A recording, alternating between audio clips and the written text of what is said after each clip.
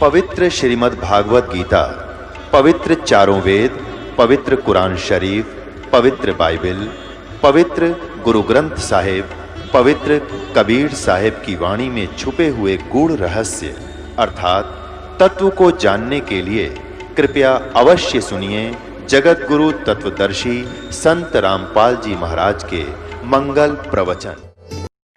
कर जोरूं विनती करूं, धरूं चरण पर शीश। गुरु राम देवानंद जी महाराज ने दियो नाम बख्शीश। कोटि कोटि सिजदा करूं, कोटि कोटि प्रणाम।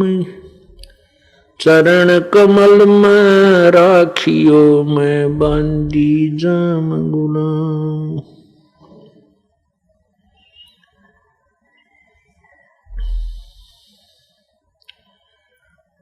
जय इब के सतगुरु मिले, सब दुख आँखों रोए। चरणों ऊपर शीश रखूं, कहूं जो कहनी हो।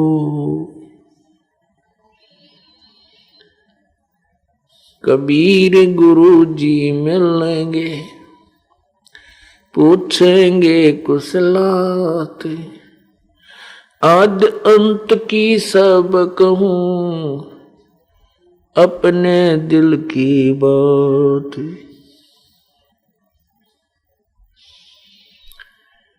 गुरु जी तुम ना भूलियो, चाहे लाख लोग मिल जाएं।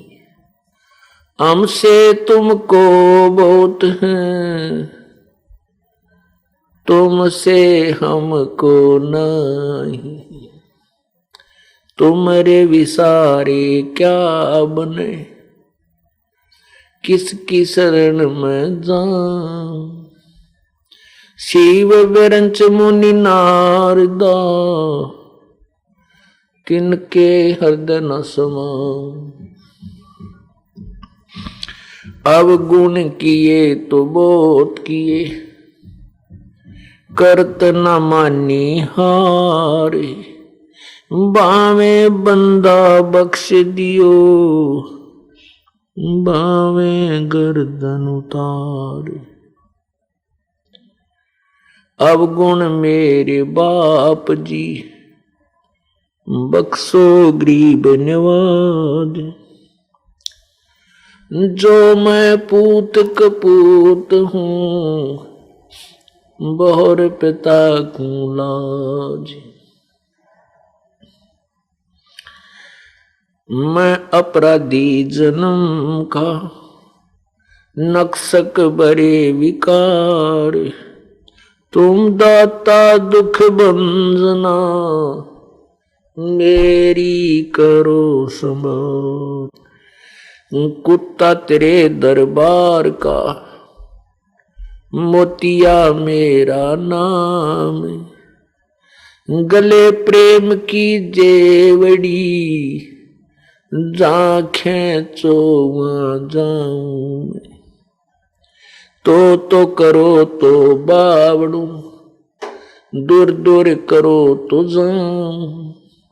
जो राखो तो ही रहूं, जो देवो सो खाऊं।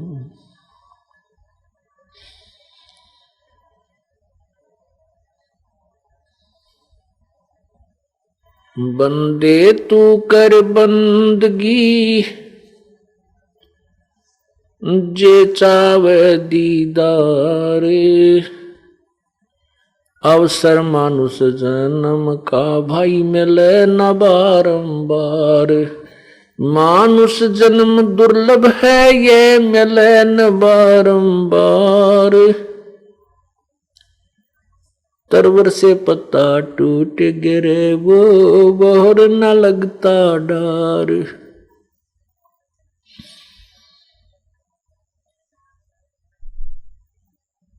पतझड़ आवत देख कर बन रोवे मन माही। ये ऊंची डारी पात थे अब पीले हो जाही। पात झड़ता न्यू कहे सुन भई तरवर राय। अब के बिछड़े नहीं मिले न जाने कहाँ गिरेंगे जाए।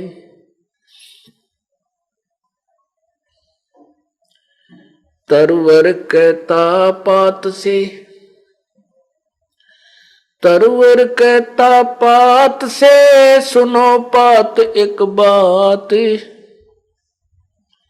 यहाँ की यह रीति है एक आवत एक जात। साथी हमारे चले गए हम भी चालन हार। भाई कागज में बाकी रह रही तात लगी है वार। वो पृथ्वीपति चकवे गए जिनके चक्र चलंत। रावण श्रीखे कौन गिण ऐसे गए अनंत।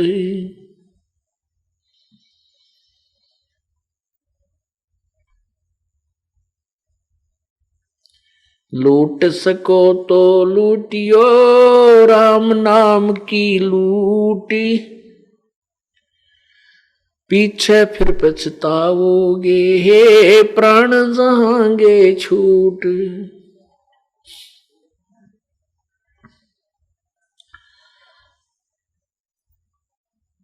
राम रटत कोढ़ी भलो चू चू पड़े जो चाम। ये सुंदर शरीर किस काम का जा मुख नहीं नाम। कबीर जिव्या तो वाए भली जो रटे हरि नाम।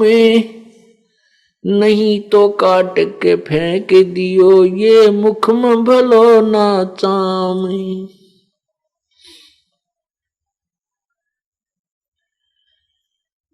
राम रटत कन्या भली साकट भलो न पूत।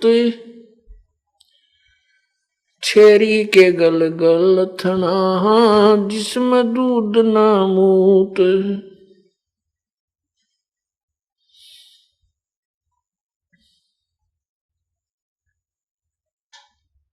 परम पिता परमात्मा सारी सृष्टि के रचनहार कुल मालिक कबीर देव कबीर परमेश्वर अपनी प्यारी आत्माओं को अपने निज स्थान का ज्ञान कराने के लिए स्वयं ही इस धरातल पर आते हैं और अपने तत्व ज्ञान का वो प्रचार करते हैं। आज आपने सत्संग में सुना कि अपनी प्यारी आत्मा धर्मदास जी को वो तत्व ज्ञान बताया कि ये काल कौन है, ब्रह्मा विष्णु महेश ये तीनों की क्या स्थिति है, ब्रह्मा विष्णु महेश के माता पिता कौन हैं, हमारे साथ ये धोखा क्यों हो रहा है, हमारे को इतनी प्रताड़ना क्यों दी जा रही है। हमें ये मालूम है कि हमारे अगले श्वास का कोई विश्वास नहीं है कि ये आएगा कि नहीं। परमात्मा कहते हैं कि नहीं भरोसा देह का ये विनस जावे छिन माही। फिर इसका समाधान भी बताते हैं कि श्वास उस श्वास में नाम जपो भाई और यतन कछु नाही। आज आपने सुना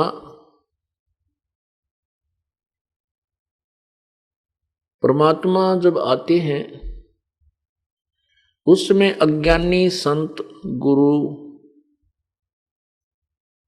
ये ऋषि महर्षि काल के द्वारा भ्रमित किए हुए दंत कथाओं को सुना करके प्रभु प्यासी आत्माओं को दिशा भ्रष्ट रखते हैं और इतनी पथ भ्रष्ट कर चुके होते हैं कि उनको रीसेट करने में भी बहुत समय लगता है।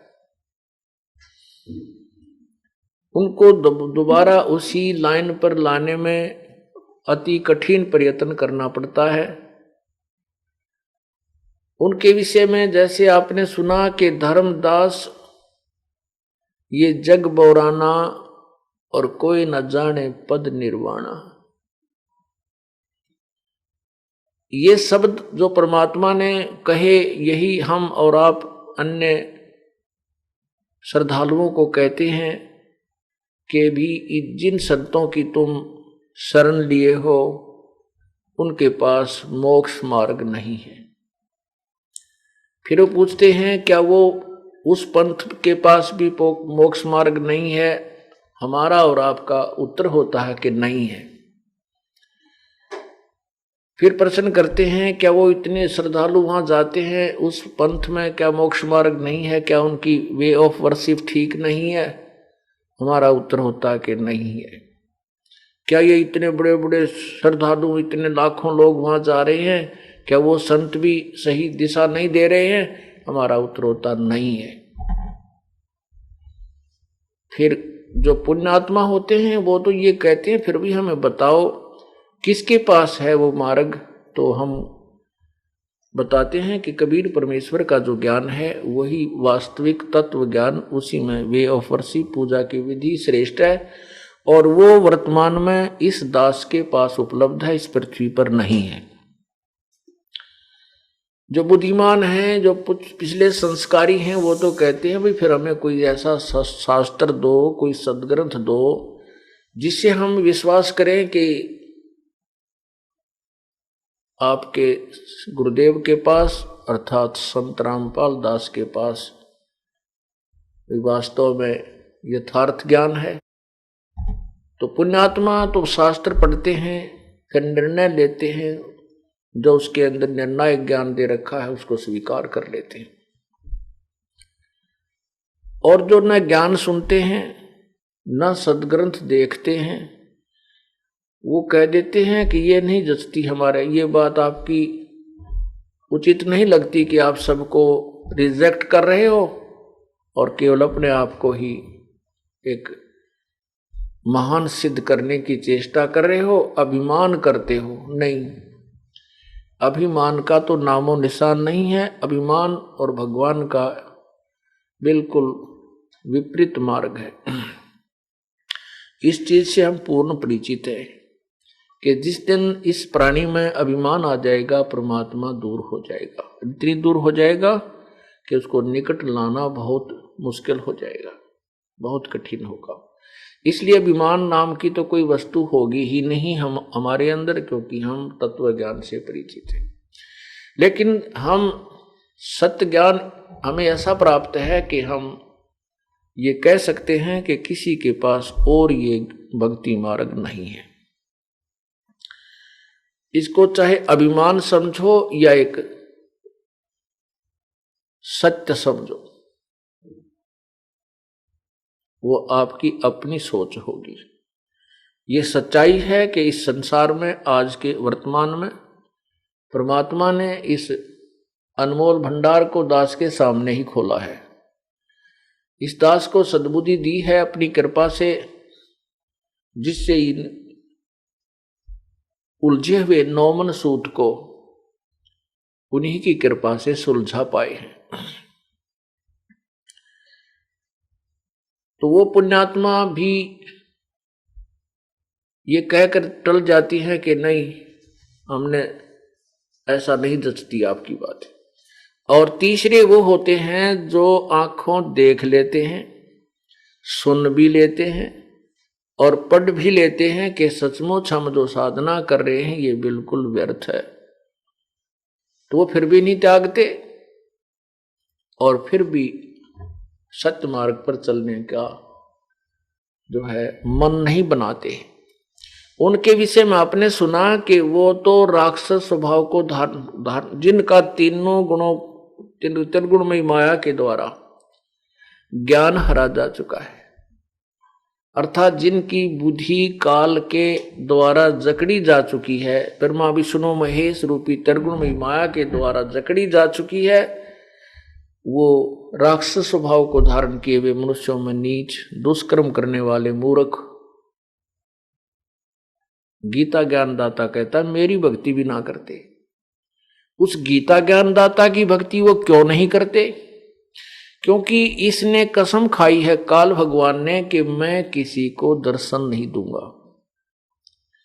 दुर्गा से कहा था कि मेरा भेद किसी को मत देना, नहीं तो तेरी खैर नहीं है। और मैं किसी भी साधना से, ना वेदों में वर्णित विधि से, ना किसी तप से, ना जप से, ना किसी क्रिया से मैं किसी को दर्शन नहीं दूंगा। ये मेरा अविनाशी नियम होगा। अब इसका काल रूप है जो इसने गीता के अंदर दिखाया अर्जुन को। इस रूप को, अपने वास्तविक रूप को, ये किसी को दर्शन नहीं दिखाता, इस रूप में किसी के समक्ष नहीं आता। अब ये क्या करता है? जैसे कोई ऋषि साधना करता है, अपनी सोच या दंत कथा के आधार पर या काल के द्वारा भ्रमित ज्ञान के आधार से वो परमात्मा को निराकार मान करके समाधिस्थ होने की चेष्टा करता है और शरीर के अंदर प्रकाश देखने की चेष्टा करता है। अब वो प्रकाश देखने की चेष्टा कर रहा है तो उसको साधना करते करते जब काफी समय हो जाता है तो ये काल भगवान उसको या तो विष्णु रूप में दर्शन देता है, या शिव रूप में दर्शन देता है, या ब्रह्मा रूप में दर्शन देता है। तो वो साधक ये सोच लेता है कि ये विष्णु जो है यही भगवान है। मैंने समाधि दशा में इसका साक्षात्कार किया है। फिर वो ऋषि वहां से उठकर चल पड़ता है कि मुझे भगवान मिल गया। वो कहां जाता है? विष्णु जी के पास पहुंच जाता है। वो देव कहां जाता है? विष्णु जी के पास जाता है और प्रणाम करके कहता, भगवान आप अपने आप को छुपाए हुए हो, आप ही पूर्ण परमात्मा हो। अब विष्णु जी फूल कर कुपा हो जाते हैं।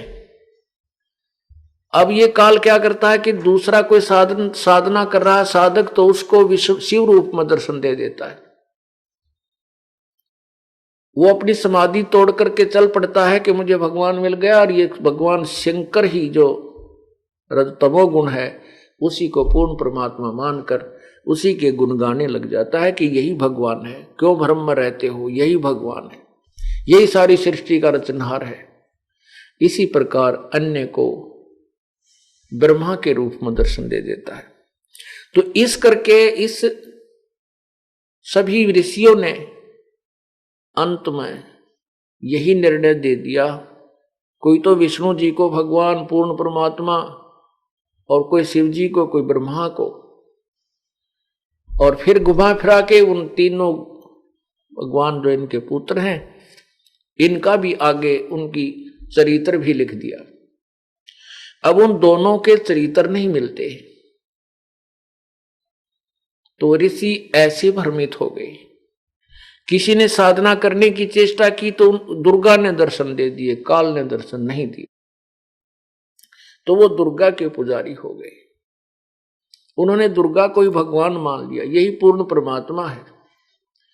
इस प्रकार काल भगवान कह रहा है कि ये मेरी साधना भी नहीं करते। क्यों नहीं करते? कि इनके मन में ये पक्की बैठ गई कि ये विष्णु, ये शिव, ये ब्रह्मा यही भगवान है और इनसे अतिरिक्त कुछ नहीं है। तो उसी सोच को, उसी थ्योरी को, उसी सिद्धांत को पूरे मानव समाज में इन्होंने ढोल बजा बजा कर प्रवेश कर दिया, जो आज तक हमें ग्रहण था, अभी तक हमें ग्रहण था। आज तो नहीं, हमें तो 20 वर्ष हो गए इस मार्ग को स्वीकार किए, उस तब तक ग्रहण था। और बाकी समाज जो इससे परिचित नहीं है तत्व ज्ञान से, उनके पास भी आज तक वही दंत कथा उपलब्ध है। इसलिए ये काल कहता है कि ये मेरी भक्ति भी नहीं करते।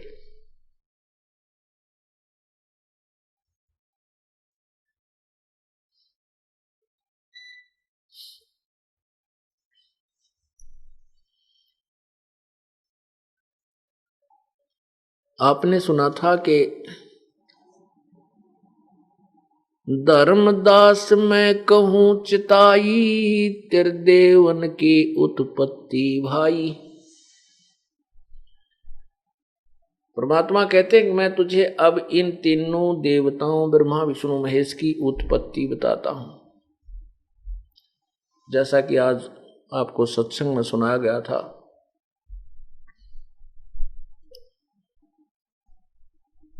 और फिर परमात्मा ने बाद में कहा है कि ज्ञानी सुने तो हृदय लगाई, और मूर्ख सुने तो गम नहीं पाई। मां अष्टंगी पिता निरंजन,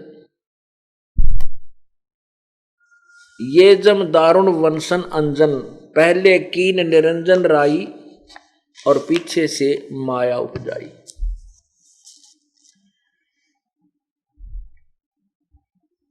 ये आप सुबह सुन चुके हैं, आगे सत्संग को सुनाते हैं। तीन देव और अवतारा, ताको भजे सकल संसारा। तीन गुणों का ये विस्तारा, धर्मदास में कहो पुकारा। ये तीनों गुण रजगुण ब्रह्मा, सतगुण विष्णु, तमगुण शिव जी का ही ये फैलाया हुआ जाल है। और इसमें मुख्य ये काल है, ज्योति निरंजन है, ये ब्रह्म है। तीन गुणों की भक्ति में ये भूल पड़ो संसार, कहे कबीर निज नाम बिना कैसे उतरे पार। तीन गुणों की भक्ति में, यही तो गीता जी बता रही है कि इन तीनों गुणों की तक की जो साधना करते हैं वो मूर्ख, वो मुझे भी नहीं भजते। तीनों गुण कौन है? रजगुण ब्रह्मा है, सतगुण विष्णु, तमगुण शिव जी। ये देखिएगा श्रीमद् भगवत गीता अध्याय 7,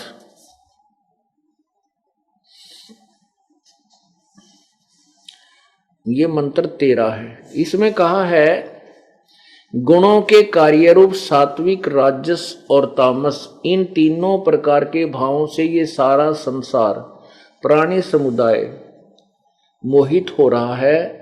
इसलिए इन तीनों गुणों से परे मुझ अविनाशी को नहीं जानता। वैसे तो इसका अर्थ सुबह बताया था, वो है कि ये कहता है कि ये लोग जो ब्रह्मा विष्णु महेश तीनों गुणों तक की साधना पर आधारित हैं, ये मुझे और उस अविनाशी को नहीं जानते। तो इससे सिद्ध है कि इन तीनों गुणों से परे, अर्थात रजगुण ब्रह्मा है, सतगुण विष्णु है, तमगुण शिव जी। अब यहां ये प्रकरण क्लियर करना आवश्यक हो जाता है कि रजगुण ब्रह्मा है, सतगुण विष्णु है, तमगुण शिव जी। पुण्यात्माओं, ये सत्संग स्थल है। सत्संग का अर्थ होता जहां पर केवल सच्चा ज्ञान प्रचार किया जाए, जिसमें कोई झूठ मिलावट ना हो, उसको सत्य संग कहते हैं। जिसमें झूठ का कोई भी काम ना हो, वही सत्संग कहलाता है। यहां पर केवल सत्संग है, और अन्य स्थानों पर आपने सत्संग के स्थान पर कुसंग सुना है। वह सत्संग नहीं था, केवल भ्रमित करने का एक सेंटर, केंद्र बना रखा उन लोगों ने, और जनता को भ्रमित करके काल के जाल में पूर्ण रूप से फंसा दिया है। और इस सत्संग स्थल पर ये सत्संग स्थल जो है ऐसा है जिसमें, ये ऐसा विद्यालय है जिसमें पहली कक्षा के बच्चे भी आते हैं और दूसरी कक्षा के, तीसरी कक्षा के और अंतिम कक्षा के भी बच्चे इसमें आते रहते हैं। तो प्रत्येक को यहाँ पर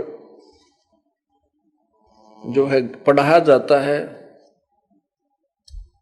जो पुण्यात्माएं बार बार सत्संग में आ रहे हैं वो ये ना सोचें कि ये कथाएं तो प्रत्येक बार महाराज जी वही लगभग मिलती जुलती ही सुनाते हैं। पुण्यात्मा, ये तो केवल उन लोगों के, उन भक्तों के, श्रद्धालुओं के मन में आ सकता है जो हमारे सत्संग को अभी तक सुन नहीं पाए, अन्यथा नहीं आएगा। फिर भी अगर ऐसा कुछ आता है तो वो अभी पापग्रस्त है, उसके ऊपर पापों का प्रभाव अर्थात वो जबर चढ़ा हुआ है। जैसे परमात्मा कहते हैं तुलसी पिछले, कबीर जी कहते हैं कबीर पिछले पाप से हरि चर्चा ना भावे, और के ऊँग या उठ चले ना और बात चलावे। पिछले पाप के दबाव से परमात्मा की चर्चा अच्छी नहीं लगती और वो क्या करता है, या तो ऊँगने लग जाएगा थोड़ी सी देर में, या कोई और चर्चा शुरू कर देगा, कोई बात याद आ जाएगी बिजनेस और व्यापार की या घर बार की, और उसको कोई कह दे कि भाई बोलना मत, आनंद सा रहा। तो सभी तो ऐसे नहीं होते, कुछ तो ऐसी पुण्यात्मा जिनको एक एक शब्द की चाह होती है, क्योंकि उनको भूख लगी होती है, वो निरोग होते हैं, अर्थात उनको पाप कर्मों का जबर नहीं होता, तो उनको टोकते हैं, रोकते हैं, भाई मत बोलना मत। वो आदत से लाचार होते हैं, उनको दोबारा फिर टोक दिया जाता है तो वो उठ कर चल पड़ता है। परमात्मा उनके लिए कहते हैं कि कबीर पिछले पाप से हरि चर्चा ना भावे सुहावे, या तो ऊँग या उठ चले ना और बात चलावे।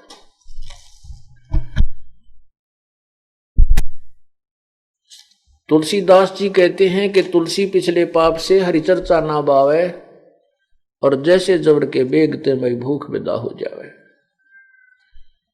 जिस व्यक्ति को बुखार बना हो, जबर चढ़ा हो, उसको मनुखा दाख जो मीठी होती है, सेब संतरे फल जो स्वादिष्ट होते हैं, और प्रतिदिन आहार करने वाला जो पदार्थ है वो रोटियां भी कड़वी लगती है, मुंह की तरफ नहीं की जाती, उल्टी गिरने को हो जाती है। तो उस बुखार ने उस रोगी की व्यवस्था, शरीर की व्यवस्था को इतना कंडम कर दिया, इतना बिगाड़ दिया कि मीठी वस्तु भी कड़वी लग रही है, प्रतिदिन खाने वाला आहार भी कड़वा लग रहा है, अस्वादिष्ट लग रहा है।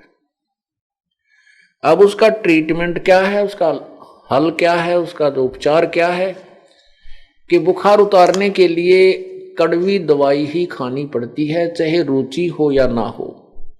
अरुचि होते हुए भी कड़वी दवाइयों की फांकी लगानी पड़ती है, कुनीन खाना पड़ता है, और उसी से वो स्वस्थ होगा, अन्यथा वो अपने जीवन से हाथ धो बैठेगा। और जब वो स्वस्थ होने लगता है, बुखार कम होने लगता है, थोड़ी सी रुचि बनने लगती है, जब वो पूर्ण रूप से निरोग हो जाता है, जबर रहित हो जाता है, फिर देखो वो उसको कितनी भूख लगती है, सूखी रोटी भी खा जाता है, उसको उसमें सब्जी की भी इच्छा नहीं रहती। 2-3 रोटी 5-4 रोटी तो मिर्चा गेल खा जा, मन नमकीन ऊन से खा जाए। तो वो ऐसा क्यों हुआ? क्योंकि उसका जो बुखार था वो उतर गया है, वो स्वस्थ हो गया। ठीक इसी प्रकार जिन पुण्यात्माओं को सत्संग प्राप्त हुआ, और सत्संग में आने से पहले तो सत्संग की बातें अच्छी नहीं लगती, क्योंकि हमने रागनी सुन रखी, हमने फिल्मी गाने सुन रखे, वो डांस देख रखे, सारी बकवाद भीतर भर रखी। वो क्यों अच्छी लागे भगवान की चर्चा? क्योंकि हमारे अंदर वो सारा कबाड़ भरा। तो उसको निकालने के लिए ही सत्संग सुनना आवश्यक है। और वो आपको कुछ समय के उपरांत ऐसा आनंद आएगा इस परमात्मा की वाणी में, आपको ना रागनियां अच्छी लगेंगी। जब आप पूर्ण रूप से निरोग हो जाओगे, जब आपके ऊपर पाप कर्मों का दबाव नहीं रहेगा और प्रभु की तरफ रुचि बढ़ेगी, तो उस समय आपको ना कोई फिल्मी गाने अच्छे लगेंगे, ना कोई इधर उधर की कोई बकवाद बात करेगा, वो भी आपको कतई नहीं सुहावेगी। वहां आप बैठ भी नहीं सकोगे। और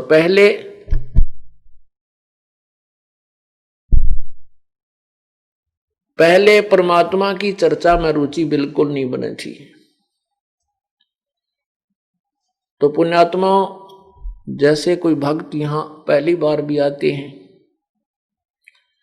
और कुछ ऐसे भी हैं जिन्होंने सत्संग सुन रखे अन्य संतों के, वहां कहते ढोलकी ढोलकी बाजरी होगी का हारमोनियम चल रहे होंगे।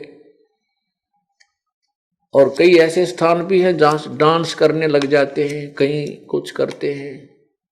तो उसने जो वैसे देख रखे हैं, तो वो भी उसी रंग में रंगा हुआ होकर के यहाँ कुछ दिनों तक तो ऐसे ही विचलित रहेगा कि वहां तो ऐसा देखा था, वहां ऐसा देखा था। लेकिन आपने जो यहां देखा होगा कहीं नहीं देखा होगा, और ना ही देख पाओगे। कहने का भाव यह है कि जब भक्तात्मा सत्संग में आते हैं और बेशक रुचि ना हो, प्रभु की चर्चा सुनते रहिए। भले ही प्रथम बार जो आता है उसको लगता है नहीं ये झूठ बोल रहा, नहीं ऐसे नहीं होगा, ऐसे नहीं होगा। और जब आपके समक्ष प्रमाण आएंगे, आप दांतों तले उंगली दबाओगे। एक बार ये दास जब हमारा साथ इस पे आस्था चैनल पर प्रोग्राम आया करता था, तो उन नकली गुरुओं ने, ऋषियों ने, उनके अनुयायियों ने विरोध करके वो बंद करवा दिया। फिर हमने सोचा कि जन साधारण गांव शहर में जाकर के सत्संग करें। वहाँ करने लगे। हम महाराष्ट्र में भी गए, इसमें गुजरात में भी गए, राजस्थान में भी गए, हरियाणा के अंदर भी प्रारंभ किए। बाद में वो भी नहीं अच्छे लगे, वहाँ भी विरोध बहुत ज़्यादा बढ़ गया। तो हमने सत्संग करना फिर वहाँ बाहर बंद कर दिए। अपने करौथा आश्रम में या अब्रवाला आश्रम में ही सत्संग प्रारंभ किए। वहाँ भी ना सो आए दुष्ट आत्माओं ने, क्योंकि ये तो मानव जीवन के शत्रु हैं, कीड़े हैं। इन्होंने तो इनको खाना है, विनाश करना है, ठेका ले रखा काल तक। लेकिन अब परमात्मा ने ये अपना प्रोग्राम जो है फुल स्विंग पर चलाना है, इसको कोई नहीं रोक सकेगा। ठीक है, आंधी तूफान आते रहते हैं, परंतु बाग बगीचे तो दृढ़ पौधे होते हैं, वो डगमग नहीं होते, ना उनको कोई नष्ट कर सकता।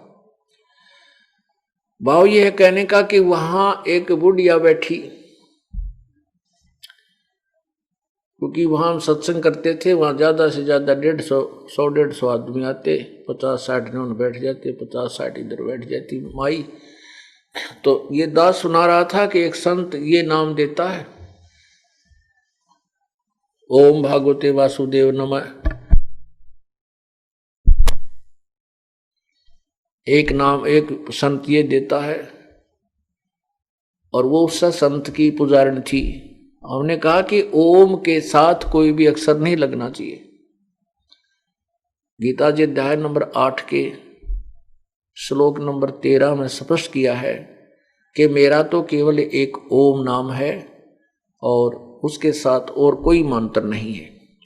जो ओम भागवते वासुदेव, ओम फलाना, ओम के साथ हरि ओम जोड़ते हैं, हरि ओम, ये मंत्र गलत है। जैसे पिस्टन, गाड़ी के पिस्टन के साथ कोई और नट वेल्ड कर देना, ये मूर्खता है, समझदारी नहीं है, क्योंकि कंपनी ने वो सही बना रखा होता है।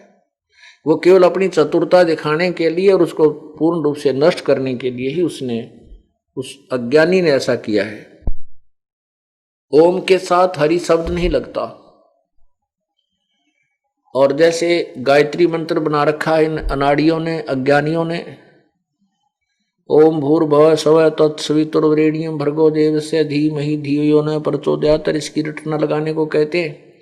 इसके साथ ओम अक्षर नहीं है, क्योंकि ये यजुर्वेद अध्याय नंबर 36 का मंत्र 3 है, इसमें कहीं ओम नाम नहीं लगा है। वेदों के किसी भी उस मंत्र के साथ प्रारंभ में ओम मंत्र नहीं है, तो वो ओम मंत्र नहीं लगता। तो वह बुढ़िया इतनी दूर पर बैठी और बड़ी गुस्सा हो रही, क्योंकि पूछो इसने कैसे कह रहा है, हरिओम क्यों नहीं, हरिओम क्यों नहीं। वहां भैया लड़ेगी। फिर वो दिखाए पर प्रोजेक्टर पे ओम तत्सत ना, ओम मेरा केवल ओम मंत्र है। फिर वनो देखे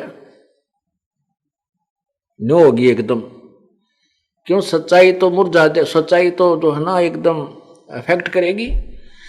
फिर बताया गया कि ब्रह्मा विष्णु महेश अविनाशी नहीं है, वह फिर उक्सीनो। ये बताया गया कि ब्रह्मा विष्णु महेश अविनाशी नहीं है, इनकी जन्म मृत्यु होती है, इनकी माता होती है। वो फिर चिंगरगी क्योंकि ले देख ले के है। वो फिर दिखाई मैंने ये जो इसमें जो है ना शिव पुराण में, विष्णु पुराण में और देवी पुराण में, गीता में प्रमाण किया, न्यों देखा टेढ़ी टेढ़ी। फिर वो एक बूढ़ा, 2 बूढ़े बुजुर्ग बैठे, वो क्या कह रहे हैं हमारे भक्त, उन्होंने भक्त सुन रहे थे। नो बोला ये कोई षड्यंत्रकारी है, इसने नकली बनवा रखी है किताब, ये पुराण है, हमने कदे नहीं पढ़ी पुराण में, किसी पुराण में भी कोई नहीं। फिर वो दिखा ना गीता प्रेस गोरखपुर से प्रकाशित, फिर नो देखे गीता प्रेस से प्रकाशित है। फिर घर जाके मिलावे। तो पुण्यात्माओं कहने का भाव ये है कि हम जिन सदग्रंथों को सिर पर लिए फिर रहे हैं और हमने उन उससे का ना पता इसमें क्या लिखा है। परमात्मा कहते हैं बंजारे के बैल जो फिरे देश परदेश, और बंजारे के बैल जो और कमर पे खांड लाद के और भूस खाते हैं बिन सतगुरु उपदेश।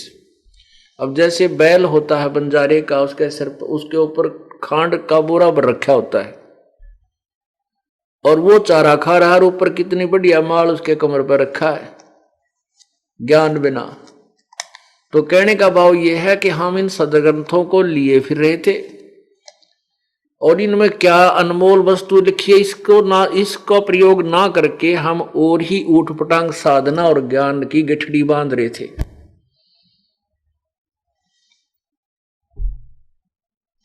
भाव ये है दास का कहने का कि जितनी बार भी प्रभु की चर्चा सुनो उनमें आनंद आना चाहिए, आत्मा गद गद होनी चाहिए।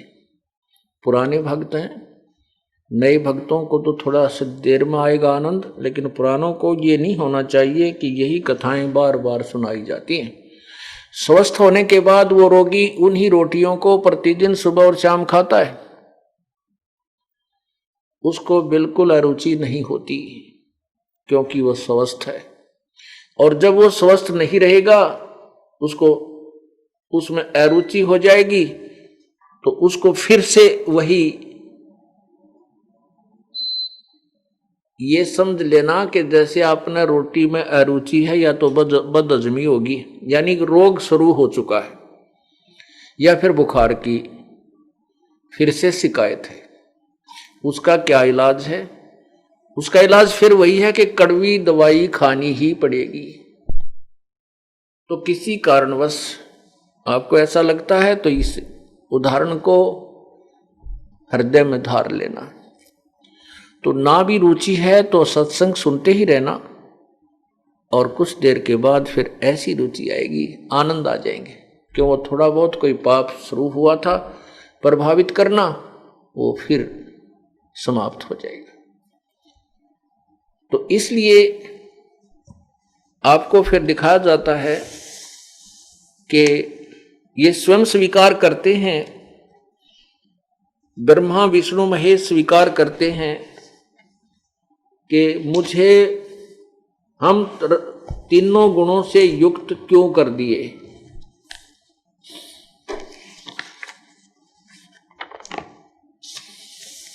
ये देखिएगा देवी महापुराण श्रीमद् देवी भागवत,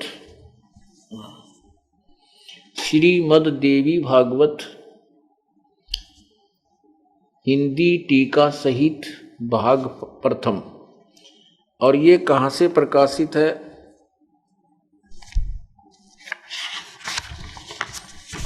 ये देखिएगा अथ देवी भागवतम सभाष्टीकम सभाषा टीकम सभाटम। प्रकाशक हैं खेमराज श्री कृष्ण दास, प्रकाशन बंबई 4। और इसका अनुवाद करता कौन है? इसके तीसरे स्कंद में, ये प्रकाशक की लिखा है, इसमें अनुवाद करता नहीं मिला। इसके तीसरे स्कंद में लिखा है, ये पृष्ठ है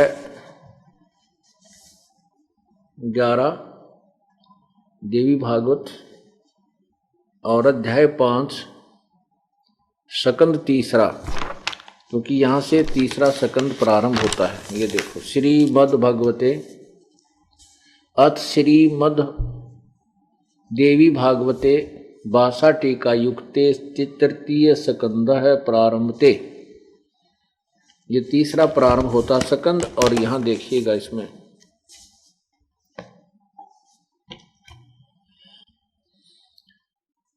ये शंकर भगवान कहते हैं, हे माता, यदि हमारे ऊपर सदा आप दया युक्त हो तो हमको तमोगुण में किस प्रकार प्रदान किया है। ब्रह्मा रजोगुण और हरि सतोगुण युक्त किए, मैं युक्त किए। फिर देखिएगा हिंदी, हे माता, यदि हमारे ऊपर आप सदा आप दया युक्त हो तो हमको तमोगुण में किस प्रकार प्रदान किया है। ब्रह्मा रजोगुण और हरि सतोगुण युक्त किए। ये तो आपने हिंदी देखा। अब देखिएगा इसी की संस्कृत, इसी में दोनों है, संस्कृत भी है और हिंदी भी। ये देखो, यदि दया धर्मना न सदाम्बिके कथम अहम विहित तमोगुण कमल जय माने कमल से उत्पन्न होने वाले ब्रह्मा, रजोगुण संभव है सुविहित, और किमु सतोगुणो हरि। इसका अनुवाद आप पढ़ चुके हैं। अब इससे ये बात स्पष्ट हुई कि रजगुण ब्रह्मा है, सतगुण विष्णु है, तमगुण शिव जी। और यही प्रमाण, और ये भी आपको स्पष्ट करते हैं कि ये स्पष्ट होता है कि ये कहते हैं कि हे माता, अर्थात दुर्गा इनकी मां है, दुर्गा इनकी माता है, ब्रह्मा विष्णु महेश की। और पिता कौन है?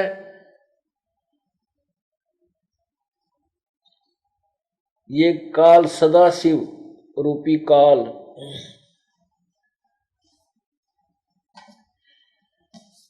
ये देखिएगा शिवपुराण। इस शिवपुराण के अंदर आपको जो सुबह बताई थी वही कथा स्पष्ट होगी। ये श्री शिवपुराण गीता प्रेस गोरखपुर से प्रकाशित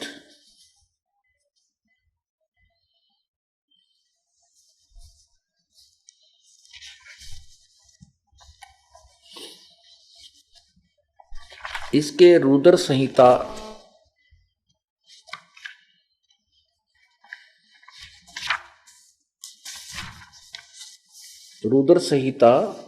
अध्याय नंबर 6, 7, आपको पढ़ के सुनाते हैं। ये देखिएगा, रुद्र संहिता पृष्ठ 99।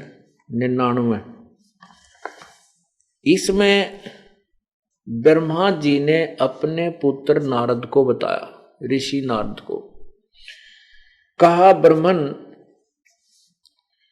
देव शिरोमणे, तुम सदा समस्त जगत के उपकार में ही लगे रहते हो। तुमने लोगों के हित की कामना से बहुत उत्तम बात पूछी है। नारद ने यही पूछा कि ब्रह्मांड का कौन रचयिता है, सृष्टि रचना के विषय बताइए, जिसके विषय में जिसके सुनने से संपूर्ण लोकों के समस्त पापों का अक्षय हो जाता है। यह अनामय शिवतव को मैं तुमसे वर्णन करता हूं। शिवतव का स्वरूप बड़ा ही उत्कृष्ट है और अद्भुत है, जिसमें समस्त चराचर जगत नष्ट हो गया था। सर्वत्र केवल अंधकार ही अंधकार था।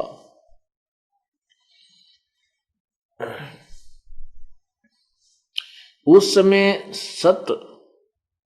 ये तत् सत ब्रह्म, तत् माने वह है सद ब्रह्म।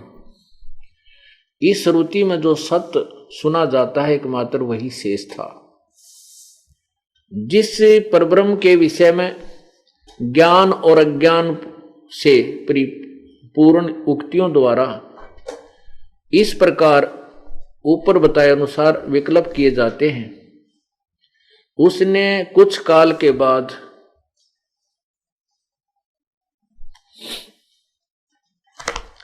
द्वितीय की इच्छा प्रकट की। उसके भीतर एक से अनेक होने के का संकल्प उदित हुआ। तब उस निराकार परमात्मा ने अपनी लीला शक्ति से अपने लिए मूर्ति आकार की कल्पना की। यहां देखिएगा, जो मूर्ति रहित परब्रह्म है, परम ब्रह्म है, परम जो मूर्ति रहित परम ब्रह्म है, उसकी मूर्ति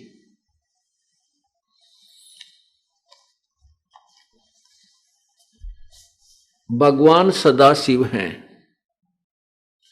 अर्वाचीन और प्राचीन विद्वान उन्हीं को ईश्वर कहते हैं। उस समय एकाकी रहकर स्वेच्छानुसार विहार करने वाले उन सदाशिव ने अपने विग्रह से स्वयं ही एक स्वरूप भूता शक्ति की सृष्टि की, जो उनके अपने श्रीअंग से कभी अलग होने वाली नहीं थी। उससे पराशक्ति को प्रधान प्रकृति शब्द याद रखना, यह गीता जी का अनुवाद में काम आएगा। प्रकृति गुणवती माया तत्व, बुद्धि तत्व की जननी तथा विकार रहित बताया गया है। वह शक्ति अंबिका कही गई है। उसी को प्रकृति, दोबारा फिर लिखा है प्रकृति, उसी को प्रकृति, सर्वेश्वरी, त्रिदेव जननी, नित्या और मूल कारण भी कहते हैं। त्रिदेव जननी तीनों देवताओं की मां, उत्पन्न करने वाली, जन्म देने वाली, सदाशिव द्वारा प्रकट की गई उस शक्ति की 8 भुजाएं, उस शक्ति के 8 भुजाएं हैं। आगे देखना, जो वे सदाशिव हैं उन्हें परम पुरुष, ईश्वर, शिव, शंभु और महेश्वर कहते हैं। वे अपने सारे अंगों में भस्म रमाए रहते हैं। उन काल रूपी ब्रह्म ने एक ही समय में शक्ति के साथ, ये नाथ नहीं है, शक्ति के साथ शिवलोक नामक अक्षेत्र का निर्माण किया था। उस उत्तम अक्षेत्र को काशी कहते हैं। वह परम निर्वाण व मोक्ष का स्थान है जो सबसे ऊपर विराजमान है।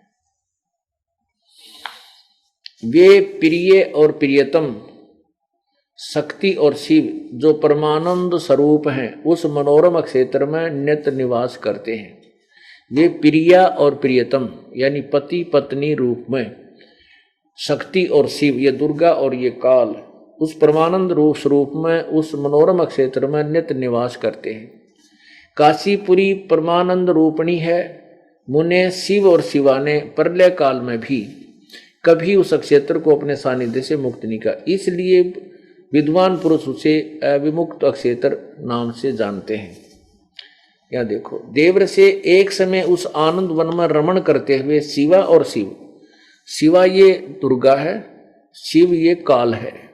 शिवा और शिव के मन में यह इच्छा हुई कि किसी दूसरे पुरुष की सृष्टि करनी चाहिए, जिस पर यह सृष्टि संचालन का महान भार रखकर हम दोनों केवल काशी में रहकर स्वेच्छा अनुसार विचरें और निर्वाण धारण करें। ऐसा निश्चय करके शक्ति सहित सर्वव्यापी परमेश्वर शिव ने अपने वाम भाग के 10वें अंग पर अमृत मल दिया। फिर तो वहां से एक पुरुष प्रकट हुआ जो तीनों लोकों में सबसे अधिक सुंदर था। वह शांत था, उसमें सद्गुण की अधिकता थी तथा वह गंभीरता का अथाह सागर था। इससे सिद्ध होया। अब क्या बताते हैं, फिर उसका नाम क्या रखा, ये देखिएगा।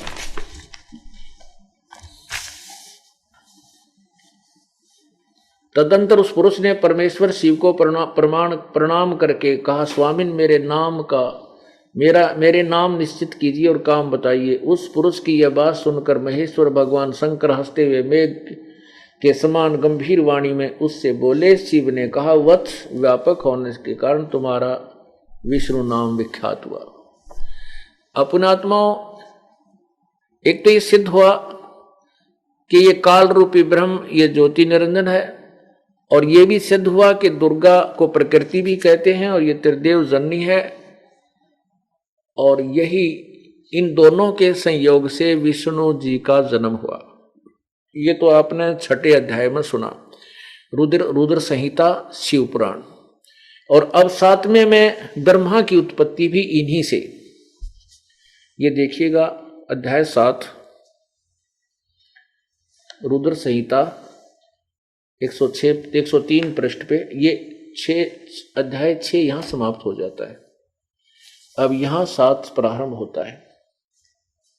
ब्रह्मा जी कहते हैं, देव से तत्पश्चात कल्याणकारी परमेश्वर शाम सदाशिव ने पूर्ववत प्रयत्न करके मुझे अपने दाहिने अंग से उत्पन्न किया। उन महेश्वर ने मुझे तुरंत ही अपनी माया से मोहित करके नारायण देव के नाभि कमल में डाल दिया और लीला पूर्वक मुझे वहां से प्रकट किया। अब ये सिद्ध हुआ कि ब्रह्मा की उत्पत्ति और विष्णु जी की उत्पत्ति इस काल रूपी ब्रह्म और दुर्गा से हुई। ये इनके माता पिता हैं। अब यहां लेखक बीच में विचलित हो जाता है, उसको स्पष्ट करने के लिए देखिएगा अध्याय नंबर 9 में इन चारों का वर्णन है। ये है पृष्ठ नंबर 110 पे।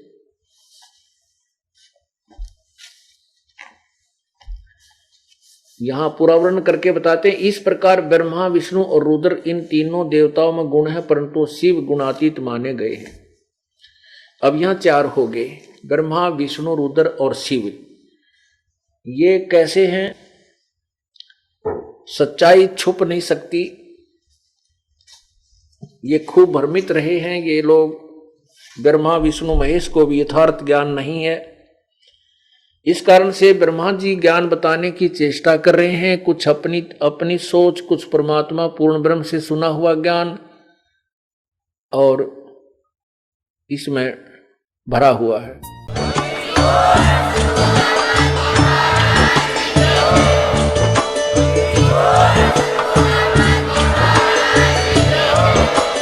आप सुन रहे थे जगत गुरु तत्वदर्शी संत रामपाल जी महाराज जी के मंगल प्रवचन। अधिक जानकारी के लिए विजिट कीजिए हमारी वेबसाइट www.jagatgururampalji.org। संत रामपाल जी महाराज जी के शुभ आशीर्वाद से पूरे विश्व भर में 500 से भी ज्यादा नाम दीक्षा केंद्र हैं, जिन पर संत रामपाल जी महाराज जी द्वारा ऑनलाइन निशुल्क नाम दीक्षा दी जा रही है। अपने नजदीकी नाम दीक्षा केंद्र का पता करने के लिए संपर्क करें 8222880541।